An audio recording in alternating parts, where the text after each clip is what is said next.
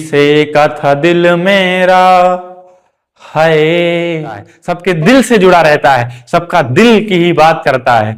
वैसा टॉपिक लेके आया हूं। दिल तो सबका टूटा होगा कभी ना कभी, कहीं ना कहीं। जितने भी मोस्ट इंपॉर्टेंट डायग्राम है हमने बता दिया है अगली वीडियो में। जोर कोई या खुद की ही मर्जी चलाता है, करता है खताएं कैसी कैसी। हमारा यह हार्ट का जो हमारा डायग्राम ये रहा, ये हमारे हार्ट। देखिए जितने भी इंपॉर्टेंट डायग्राम है, अलिंद से देखो हमने क्या बताया, दाएं अलिंद से हमारा अग्रमाशय और पश्चिमाशय जुड़ा होता है। अपनी वाली का नंबर देना जरा, सुना है बड़ी धातु नंबर नहीं करते। देखो जो शरीर का सारा अशुद्ध रुधिर होता है कि वो जिनकी अपनी लंगोटियां तक फटी हुई हैं, वो हमारी पगड़ी उछालने में लगे। से का था दिल मेरा है, पत्थर का जमाना था, दिल टूट गया है, दिल टूट गया। तो हेलो बच्चों, कैसे हैं आप लोग? मैं आपका प्यारा सा नन्ना सा आदित्य भैया आप सबके सामने आज एक ऐसा इंपॉर्टेंट टॉपिक लेकर के आया हूं जो सबके दिल में बसा रहता है, सबके दिल से जुड़ा रहता है, सबका दिल की ही बात करता है। वैसा टॉपिक लेके आया हूं। दिल तो सबका टूटा होगा कभी ना कभी, कहीं ना कहीं, क्योंकि दिल टूटना भी जरूरी होता है। अब आपके दिमाग में चल रहा होगा कि दिल टूटा होगा, भैया बात करें किसी लड़के लड़की का ही दिल टूटा होगा। अरे मूर्खों, दिल टूटने की बात हो सकती है। मान लीजिए आपने सोचा होगा कि हमारे एग्जाम में इतने नंबर आएगा, नहीं आया, दिल टूट गया। मान लीजिए आपने सोचा होगा कि पापा आपको आईफोन दिलाएंगे और आपको लेके आए हैं बढ़िया सा नोकिया वाला फोन, छोटका वाला जो होता है, अब आपका दिल टूट गया। तो ऐसे भी दिल टूटता है। पॉजिटिव सोचिए, नेगेटिव मत सोचिए। तो दिल ऐसे भी टूटता है। तो चलिए दिल की ही बात करते हुए हम एक प्यारी सी शायरी के साथ शुरुआत करते हैं, दिल की शायरी के साथ शुरुआत करते हैं और फिर बढ़ते हैं जो हमारा अगला टॉपिक है। थंबनेल में तो दिख रहा होगा डायग्राम, ये वीडियो आ चुकी है। जितने भी मोस्ट इंपॉर्टेंट डायग्राम है हमने बता दिया है अगली वीडियो में। तो बस उन्हीं इंपॉर्टेंट डायग्राम में सबसे पहला डायग्राम मैं लेकर के आ गया हूं आपके सामने दिल के बारे में। तो दिल की शायरी के साथ शुरुआत करेंगे कि न चलता है दिल पर जोर कोई, कि न चलता है दिल पर जोर कोई, या खुद की ही मर्जी चलाता है, करता है खताएं कैसी कैसी, कि करता है खताएं कैसी कैसी और बदले में हमें ही रुलाता है। दिल बड़ा गहरा करता है और फिर आंखों से आंसू टपकता है तो फिर बहुत बुरा लगता है। तो दिल को संभाल कर रखें, दिमाग और दिल दोनों संभाल कर रखें और दिमाग से काम लें, तब काम होगा। पढ़ाई में बढ़िया से मन लगाएं, डिप्रेशन को दूर करें और मोटिवेशन ला करके अपने माँ बाप का सपना पूरा करें। और फिर अपने आदित्य भैया की वीडियो शेयर करें और फिर बढ़िया से आप भी पढ़ें और दूसरों को भी सिखाते रहें। चलिए वीडियो की तरफ बढ़ते हैं। जो हमारा है टॉपिक आज का, हृदय। हृदय यानी हार्ट, दिल। दिल धड़क रहा है, बहुत सी इस पर धड़कन दिल की धड़कन, तो बहुत सारी चीजें होती हैं। चलिए हृदय की बात करें, हार्ट की बात। सबसे पहले हम बात करेंगे तो इसकी उत्पत्ति की। देखिए हमारा यह हार्ट का जो हमारा डायग्राम ये रहा, ये हमारे हार्ट का क्या है डायग्राम। से पहले कलर चेंज करते हैं थोड़ा बहुत हम।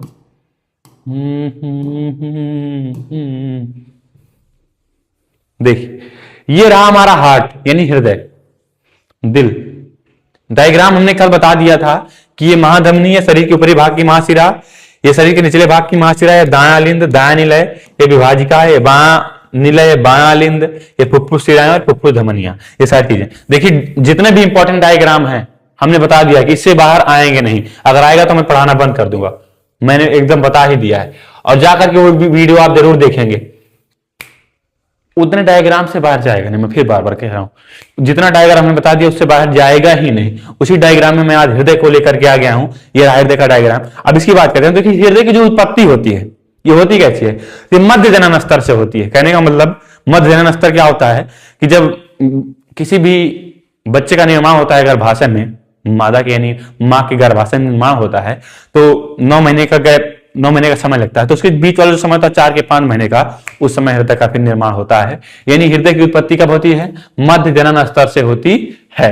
ये पहला पॉइंट। फिर अभी होता कहां है? तो यह दोनों फेफड़ों के बीच, हमारा फेफड़ा इसके बीच वक्ष गुहा में स्थित होता है। कहां पर? वक्ष गुहा में स्थित होता है। तो यह दोनों फेफड़ों के मध्य वक्ष गुहा में स्थित होता है। और ये होता किधर है? तो थोड़ा सा बाईं ओर, ध्यान देना, बाईं ओर, नहीं तो एकदम तेज में कहोगे मेरा दिल धड़क रहा है, दाईं ओर मारो, साला दिले ना दिखे। तो दिल हमेशा बाईं तरफ होता है, बाईं तरफ मारो कि दिल पे हाँ, मतलब दिल पे हाथ रख के दिल पे हाथ रख के कसम खाते हैं कि मैं तुम्हारा साथ वहां तक दूंगा। तो बाईं तरफ हाथ रखना, दाईं तरफ मत रखना, बायां, यानी हृदय जो होता है हमारा हल्का बाईं तरफ झुका होता है और बाईं तरफ होता भी है। ये दोनों फेफड़ों के बीच वक्ष गुहा में स्थित होता है और इसका जो उत्पत्ति है वो मध्य तृण स्तर से होती है। ये होता कैसा है, तो ये बंद मुट्ठी के आकार का होता है। जो हमारी मुट्ठी है ये बंद मुट्ठी के आकार का हमारा क्या होता है, हृदय होता है। अब बात करते हैं, मानव हृदय में 4 कक्ष होते हैं, 4 कोष्ठक होते हैं, 4 कमरे होते हैं कह सकते हैं। कितने? 4। जो पहला होता है उसका नाम है दायां लिंद, दूसरा दायां निलय, तीसरा बायां लिंद और बायां निलय। दायां लिंद, दायां निलय, बायां लिंद और बायां निलय, ये हमने 4 बता दिया। देखो वही लिखा भी यहां पर। 2 कक्ष छोटे होते हैं जो कि ऊपर स्थित होते हैं, जिन्हें अलिंद या फिर आर्टिया कहते हैं। जो ऊपर वाले कक्ष होते हैं कैसे होते हैं, देखो चित्र में दिख रहा होगा, ऊपर वाले कक्ष कैसे होते हैं, छोटे होते हैं, जिन्हें अलिंद बोलते हैं। दायां लिंद है और ये बायां लिंद। ठीक, यहां पर भी दिखा सकते हैं, ये 3D हमारा इमेज है।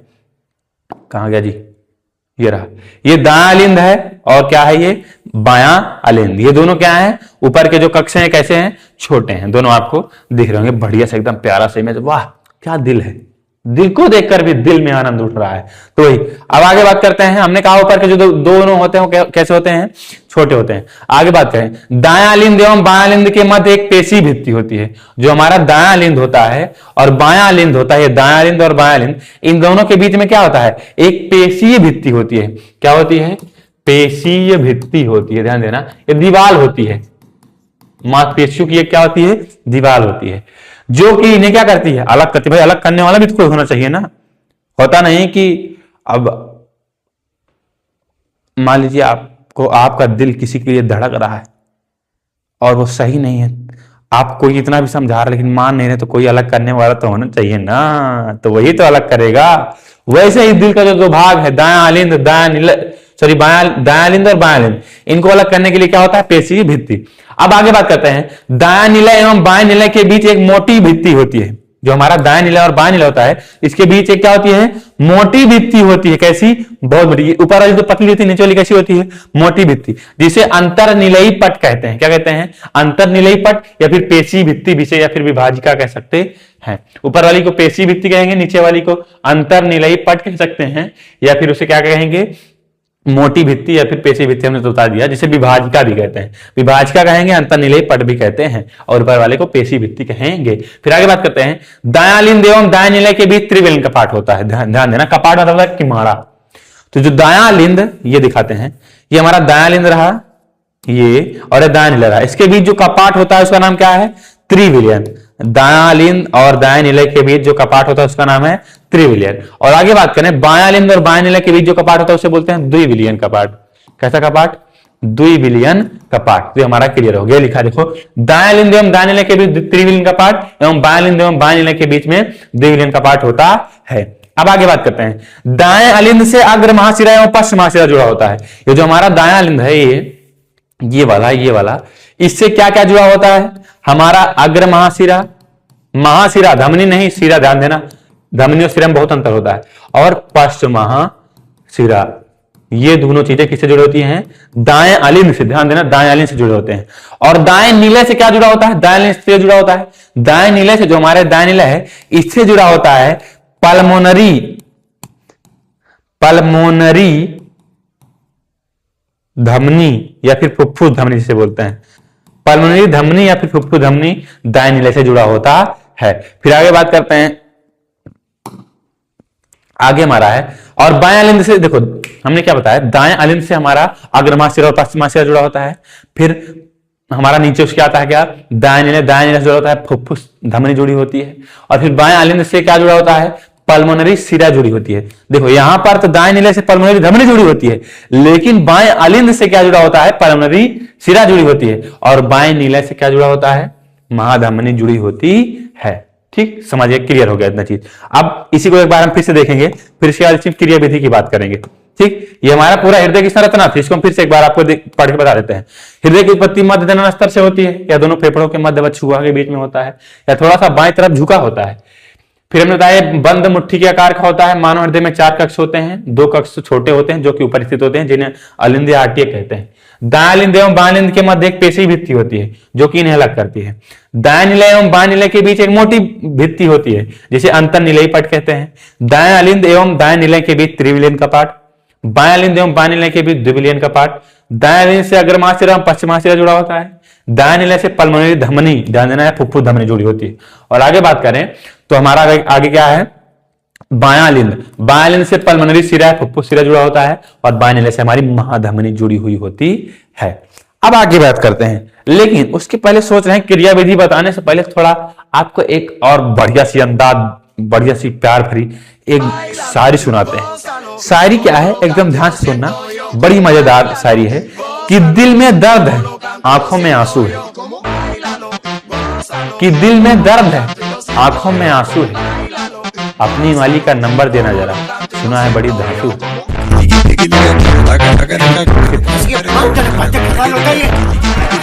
कितनी प्यारी सी शायरी थी। अब कमेंट में गालियां मत देना, कितना बढ़िया सा राइटर ने लिखा है कि दिल में दर्द है, आंखों में आंसू है, कि दिल में दर्द है, आंखों में आंसू है, अपनी वाली का नंबर देना जरा, सुना है बड़ी धांसू है।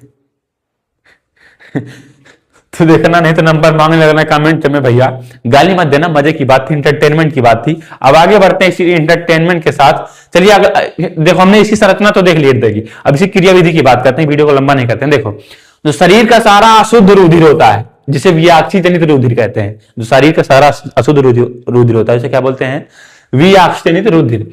ये अग्र महाशिरा एवं पश्च महाशिरा से हृदय में प्रवेश करता है। अब हमारी अग्र महाशिरा और पश्च महाशिरा कहां पर होती है, ये दाएं अलिंद से जुड़ी होती है। तो ये अग्र महाशिरा और पश्च महाशिरा से कहां पर, देखो ये अग्र महाशिरा, ये कौन सी महाशिरा, लिख देते हैं बढ़िया सा, ये अग्र महाशिरा, ये हमारी पश्च महाशिरा। इससे कहां पर प्रवेश करता है, ये हृदय में प्रवेश करता है, हृदय के दाएं अलिंद में। हृदय के कहां पर आएगा, ये हमारा क्या है, दायां अलिंद, ध्यान देना, दाएं अलिंद में। फिर त्रिविलियन का पार्ट से होते हुए, क्या हमने बताया, दाएं अलिंद से होते हुए त्रिविलियन का पार्ट से होते हुए ये कहां पर प्रवेश करेगा, दाएं निलय में।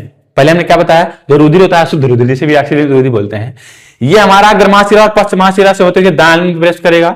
वहां से त्रिविलियन का पार्ट से होते हुए कहां पर जाएगा, दाएं निलय में प्रवेश करेगा। देखो लिखा है, दाएं अलिंद से रुधिर दाएं निलय से त्रिविलियन का पार्ट के द्वारा प्रवेश करता है। फिर इसके बाद जो अशुद्ध रुधिर होता है, देखो यहां से आ गया, यहाँ दाएं अलिंद, फिर त्रिविलियन का पार्ट से दाएं इसमें निलय में।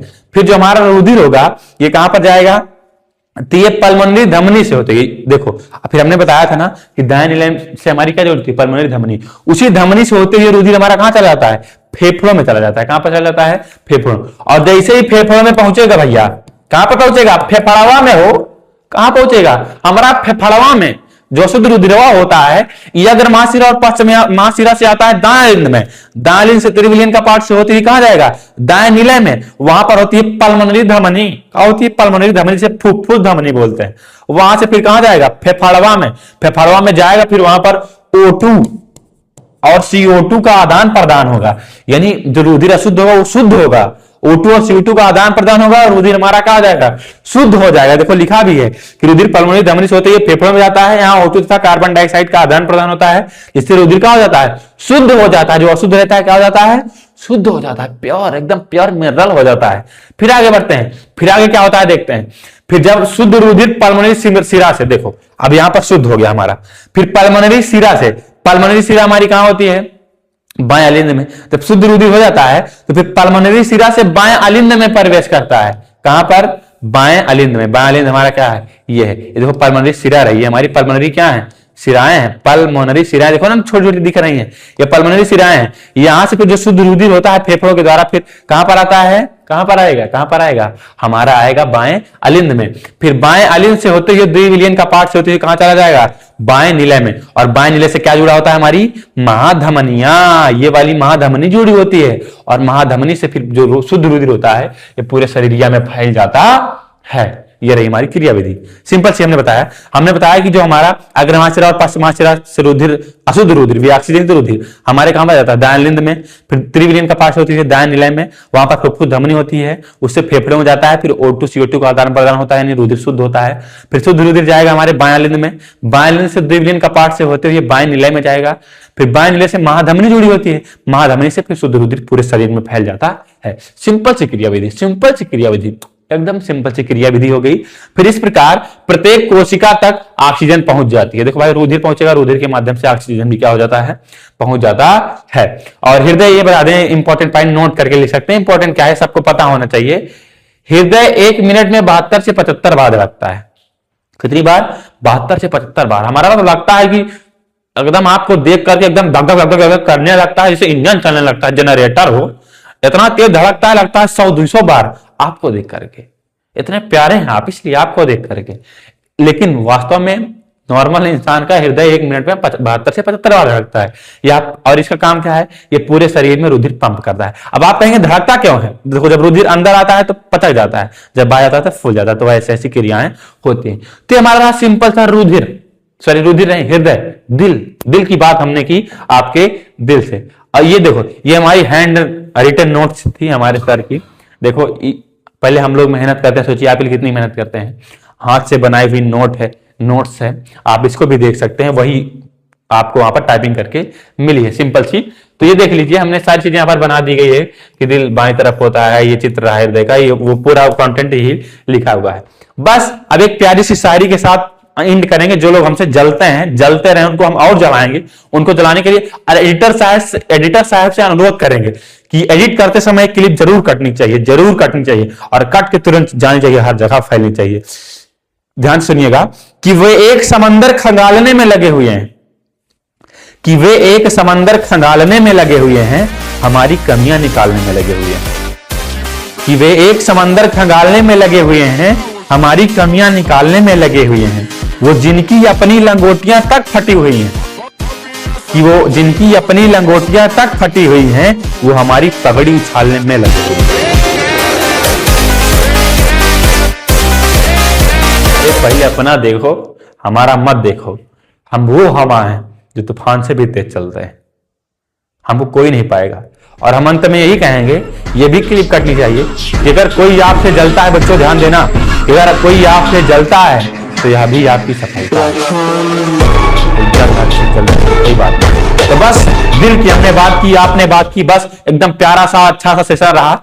अब अगले डायग्राम की तरफ बढ़ेंगे। अगर आप कमेंट में लिखेंगे तो बस वीडियो को ज्यादा शेयर करेंगे, ये रिक्वेस्ट रहेगी। इसी के साथ अपनी वाणी को विराम देते हैं। छोटों को प्यार दें, बड़ों को सम्मान दें, अपना व्यक्तित्व ऐसे विकसित करें कि महिला आपके साथ सुरक्षित और सम्मानित महसूस करें। हंसते रहें, हंसाते रहें, सीखते रहें, सिखाते रहें। धन्यवाद। जय हिंद, जय भारत। Love you.